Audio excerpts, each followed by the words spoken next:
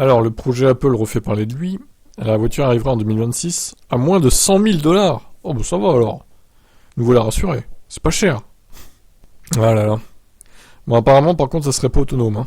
Ce projet fait aujourd'hui l'objet de nouvelles rumeurs. On apprend ainsi qu'Apple aura décidé de ne pas mettre de conduite entièrement autonome dans ses priorités, pour donner la priorité plutôt sur la mise sur le marché du véhicule.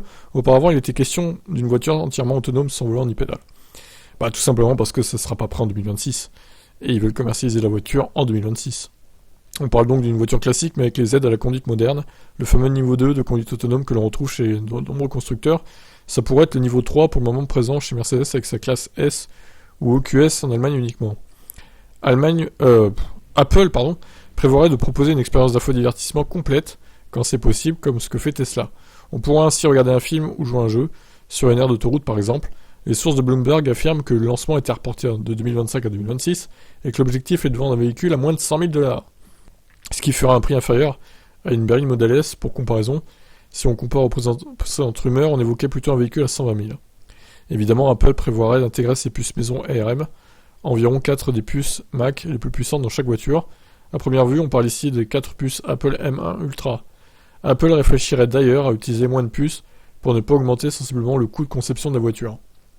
Le traitement des informations se ferait également en ligne sur des serveurs Amazon AWS pour un budget de 125 millions de $ par an.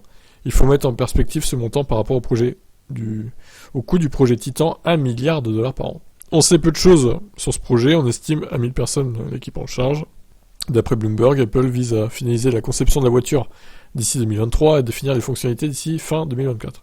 Apple prévoirait de soumettre la voiture au test approfondi en 2025 et donc en 2026 elle sortirait. La conception de la voiture est dirigée par Ulrich Kranz, ancien PDG de Canoo, ainsi que par d'anciens managers de Tesla, Lamborghini et Porsche.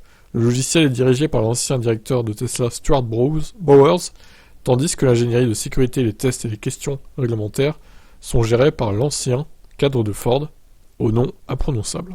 L'article de Mark Gurman fourmille d'informations qu'il faut toujours prendre avec des pincettes évidemment. On a l'image d'une voiture très proche du fonctionnement de Tesla, avec des systèmes de contrôle à distance avancés. Apple aurait également dans l'idée de mettre en place son propre système d'assurance. Enfin, le design serait loin d'être finalisé. Voilà, donc toujours l'inconnu pour cet Apple Car. On n'en sait pas beaucoup plus, si ce n'est une meilleure idée du prix et une meilleure idée de la date de commercialisation. Bon, à voir. Ciao, ciao.